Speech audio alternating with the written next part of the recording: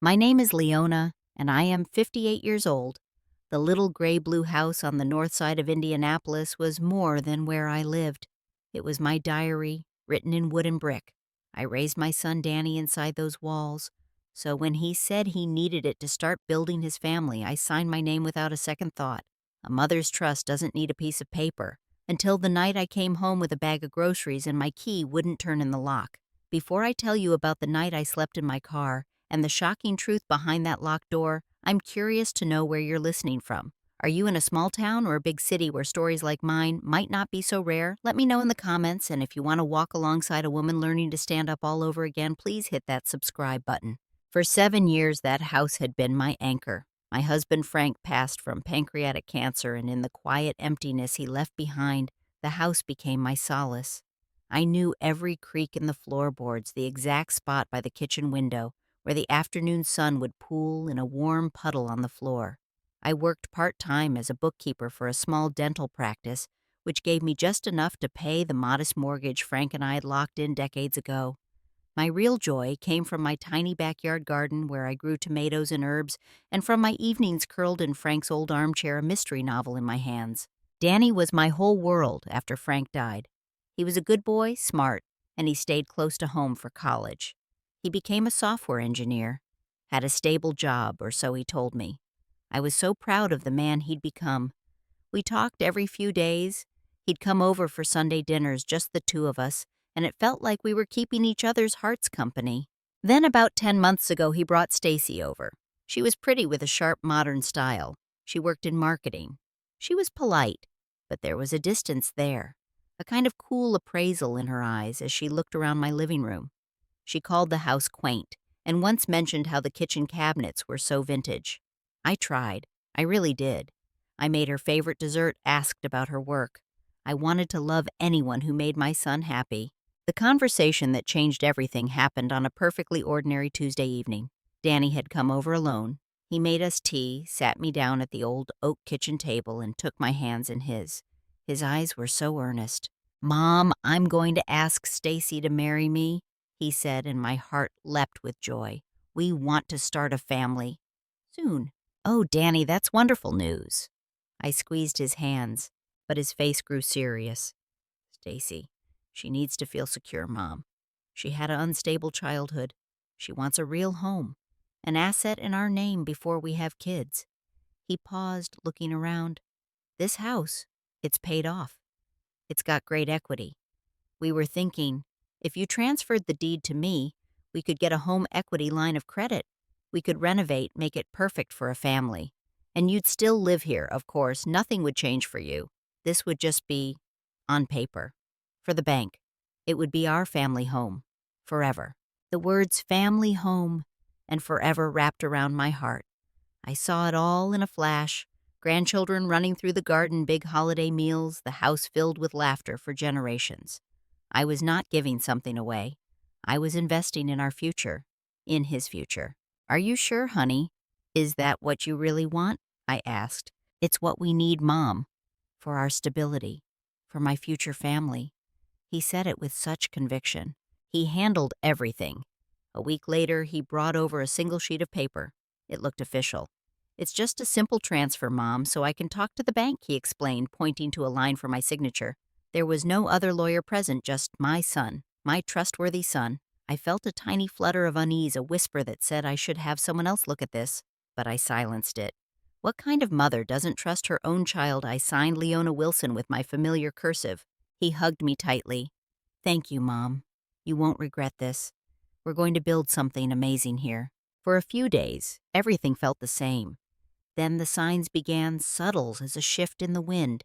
Stacy started coming by, more often, sometimes with Danny, sometimes alone. She'd bring over a new throw pillow, a modern lamp. She rearranged the books on my living room shelf to open up the space. It felt invasive, but I told myself she was just excited, just trying to put her stamp on her future home. The first real chill came when two men in work boots showed up unannounced. Stacy let them in and walked them around the backyard, pointing at the exterior walls. Then I heard her say, her voice carrying through the open window, "And this primary bedroom gets the best light. We'd want to knock out this wall here to create a larger suite." "Oh, my bedroom." I stood frozen in the kitchen, a dish towel in my hand. I waited until the men left. "Stacy," I said, trying to keep my voice light. "I heard you talking about my room. What's the plan?" She smiled, but it didn't reach her eyes. "Oh, we're just brainstorming Leona. For the future. That room has the ideal layout for a master. We were thinking you could be really cozy in the finished space downstairs. Temporarily, of course, while work is being done. The basement. It was damp. It had a faint mildewy smell Frank could never quite conquer. It was not a bedroom. It was a storage area with a couch. A cold knot formed in my stomach. That night I called Danny. Danny Stacy was talking about moving me to the basement. That doesn't seem right. He sighed a long, impatient sound I hadn't heard since his teenage years. "Mom, don't be so dramatic. We're just planning. We all have to be flexible. This is my house now, legally. But don't worry, I'll take care of you. My house now." The words hung in the air between us, heavy and final. The line went quiet after a few more strained sentences. I hung up and called my best friend Evelyn. We'd worked together at the dental office for 20 years. "Evie, something feels off," I confessed, telling her about the deed, and Stacy's comments. "Leona, that's a red flag the size of Texas," Evelyn said, her voice sharp with concern. "You need to see a lawyer. Tomorrow." "I can't," I whispered, tears of shame springing to my eyes. "He's my son. I can't accuse him of something. What if I'm wrong? I'll ruin everything." "You might be ruining yourself," she warned, but I couldn't hear it. Family was everything. Trust was everything.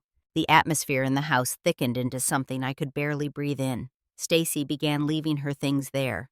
A toothbrush in the bathroom, a laptop charger plugged in by the sofa, a sleek yoga mat rolled up in the corner. Each item felt like a territorial claim. Danny's calls became infrequent and rushed.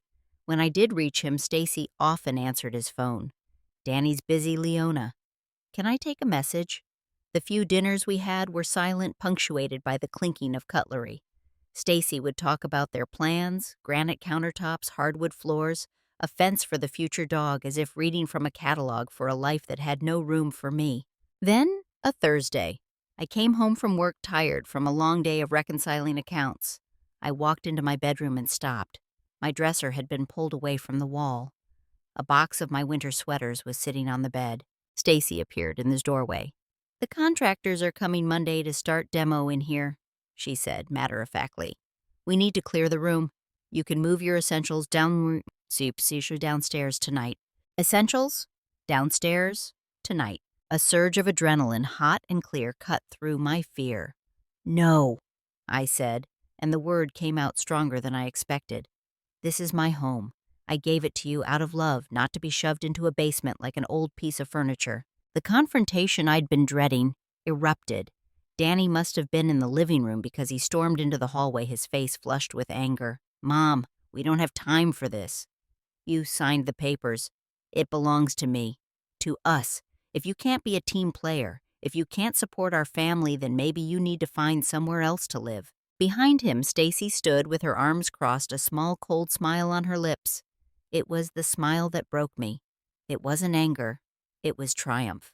I spent that night awake staring at the ceiling of my own bedroom, now feeling like a rented room. The words echoed. Find somewhere else to live. In the deep silence of 2 a.m, a terrifying clarity dawned. I had given away my only asset. I had no legal ground. I was at their mercy. The next morning, I was a ghost in my own home. I needed air. I needed to think. I decided to go to the grocery store to do something normal. As I was leaving, I looked at Danny, who was avoiding my gaze, staring at his phone. "We need to have a real talk when I get back," I said, my voice trembling. He just nodded, not looking up. "Whatever, Mom." That was the last time I walked out of that house thinking I had a right to walk back in. I came home as the sun was beginning to set, painting the sky in bruised shades of orange and purple. My old sedan crunched on the gravel driveway. I gathered my reusable grocery bags, heavy with the mindless comfort of milk, bread, and eggs.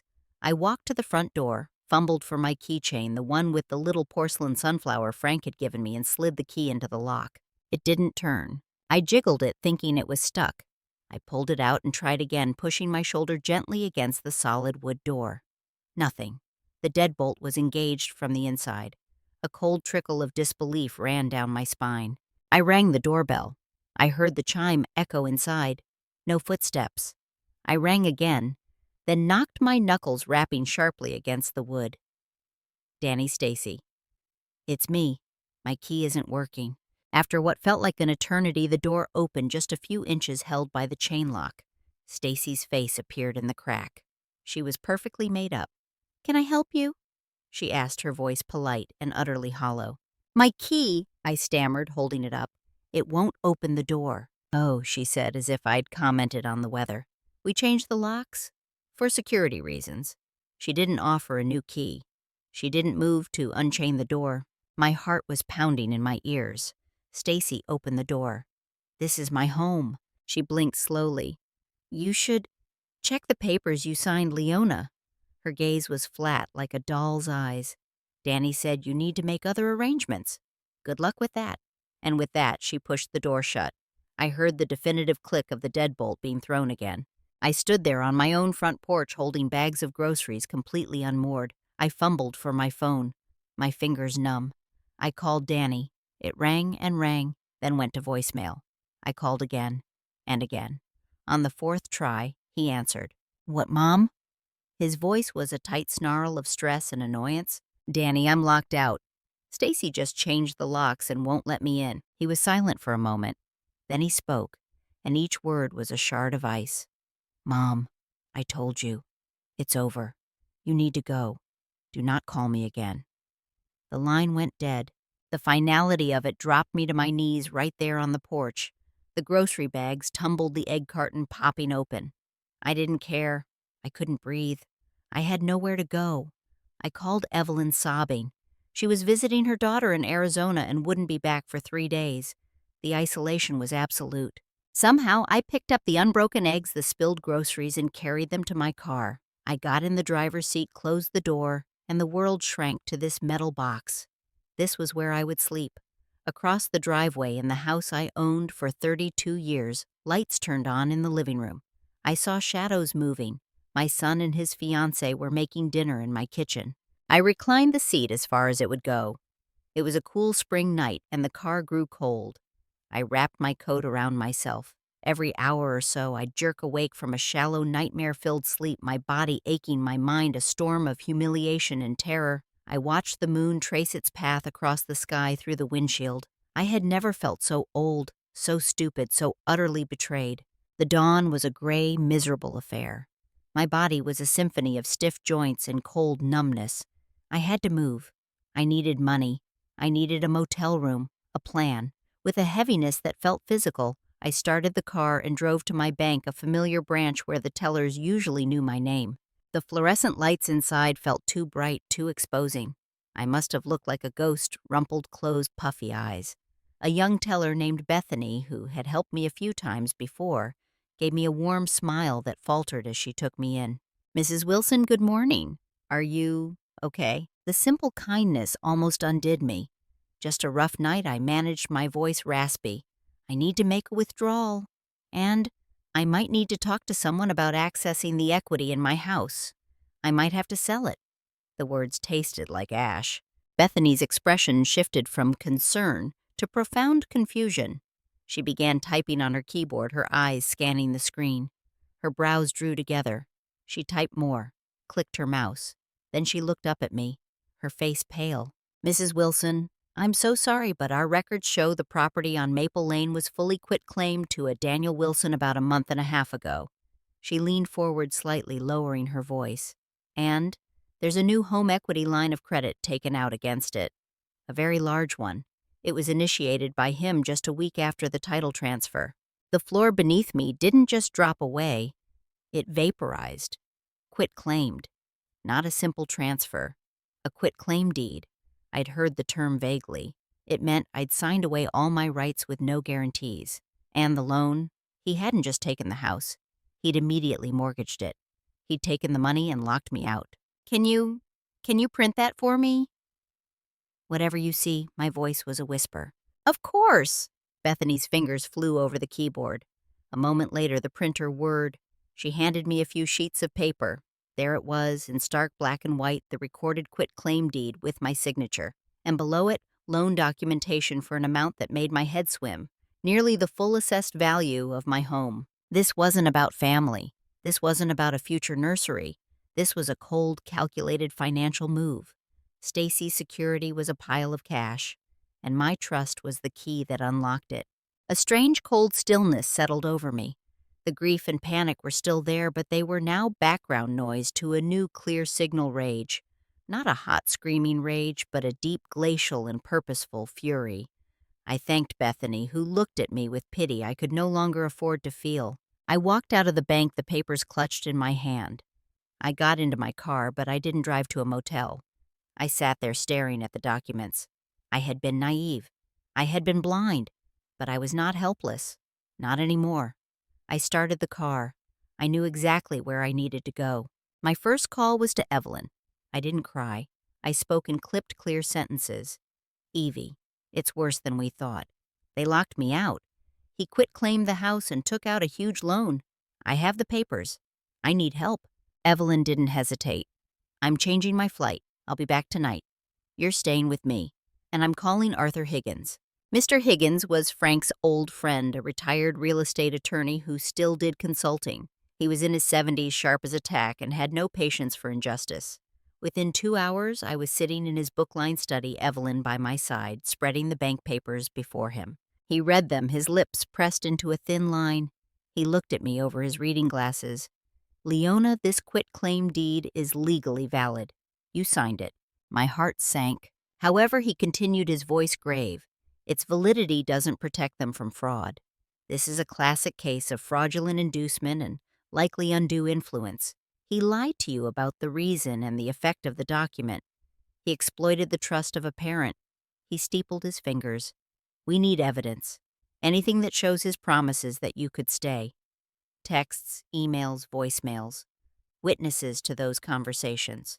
I had no texts. Danny always called, but I had my memory and I had a plan. What if I got him to say it again? On a call, I asked. Mr. Higgins nodded slowly. Indiana is a one-party consent state for recording. If you are a participant in the conversation, you may record it. It would be admissible. That afternoon, from the quiet of Evelyn's guest room, I made the call. I let my voice sound broken, defeated the way I had felt just hours before. Danny, I whispered into the phone. Please, you promised. You said I could stay in my home. You said it was just for the bank. Do you remember? Why are you doing this? His response was a mix of irritation and arrogance. Mom, you believed me. That's on you. Everyone knows you don't give someone your house if you want to keep living in it. You were naive. Now I have a family to think about. Stop calling. I ended the call, my hands steady. The recording was saved. It was cruel, but it was perfect. The next day, with Evelyn as my witness, we drove back to Maple Lane during the day. Danny's car was gone. Stacy's was gone. Using the garage code, which they hadn't changed yet, we entered. It was surreal being a trespasser in my own home. We took pictures of my clothes still in the closet, my toiletries in the bathroom, my favorite mug by the sink, the thriving tomato plants I'd started from seed in the backyard. Evidence of my established life. Mr. Higgins moved quickly. He filed an emergency petition with the court alleging fraud and seeking a temporary restraining order to prevent Danny from drawing further on the loan or selling the property. He also filed a lawsuit to void the quitclaim deed due to fraud. The legal papers were served at Danny's office. His reaction was not long in coming. My phone rang, his name flashing on the screen. I took a deep breath and answered. "How could you do this to me?" He screamed, his voice raw with fury. "To your own son. You're suing me." I waited for the storm to pass. When there was a pause, I spoke, my voice calm and low, the voice I'd found in the stillness after the rage. "I have a recording of you admitting you lied to me, Daniel. My lawyer has it all. Here is my offer. You and Stacy will vacate my house within 48 hours. You will cooperate with unwinding that fraudulent loan. If you do not, we will see you in front of a judge. And I don't think a judge will look kindly on a son who tricked his widowed mother out of her home and locked her out in the cold." The silence on the other end was profound. It was the sound of his bluff being called, his control shattering. He sputtered, threatened, but the power had shifted.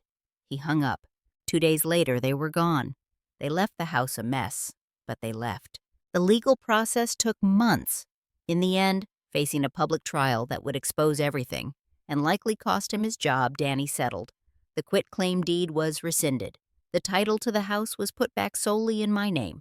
He was responsible for paying off the entire home equity line he'd taken out.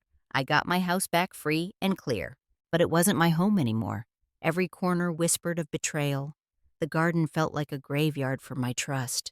The walls seemed to hold the echo of those final cruel words. I had won, but I felt a loss so deep it was a physical ache. There was no magical happy ending in that house. So I made a choice. I wasn't running away. I was choosing myself. I put the house on the market. It sold quickly to a young family who loved the garden. With the proceeds, I bought a small, bright condo in a friendly complex near a park. It has no memories. It has only my things, my choices. I set boundaries with Danny. We do not speak. I hear through the grapevine he and Stacy broke up not long after. I feel sadness for the son I thought I had, but I do not miss the man he became. The grief comes in waves, but they are gentler now, further apart. I filled my new space with new life. I took more hours at work and discovered I was excellent at my job, valued for my precision and experience. Evelyn and I started a book club that meets every other week. And on a whim, I signed up for a creative writing class at the Community Center for Seniors. I've started writing little stories, memories of frank observations about my new neighborhood. I found my voice not in a courtroom but on a blank page. The lesson I learned is etched into my bones now. Love should not require the surrender of your own security. Trust is a gift you choose to give, not an obligation that blinds you. And sometimes the most powerful act of self-love isn't fighting to keep what was taken, but having the courage to completely change the landscape of your life after the betrayal. The pain doesn't vanish. It just becomes a chapter in your history, not the whole book. I still look around my quiet condo some evenings, and a thread of sadness sometimes weaves through me. But this space is mine. Every tile, every drawer. And in that quiet ownership, I have found a peace I never knew before. I wonder, is anyone else out there trying to find their own peace from the broken pieces of trust? If you are, know that it starts with one small decision, the decision that you deserve a safe space of your own. If this story resonated with you, if you've ever had to rebuild from a broken trust, I'd love to hear your thoughts in the comments below. Sharing our stories can help us heal. If you want to be notified of future stories about resilience and finding your way, please hit the like button and subscribe to the channel. And if you know someone who might need to hear this today, please share it with them. Thank you for listening, and remember, no matter what, your peace is worth fighting for.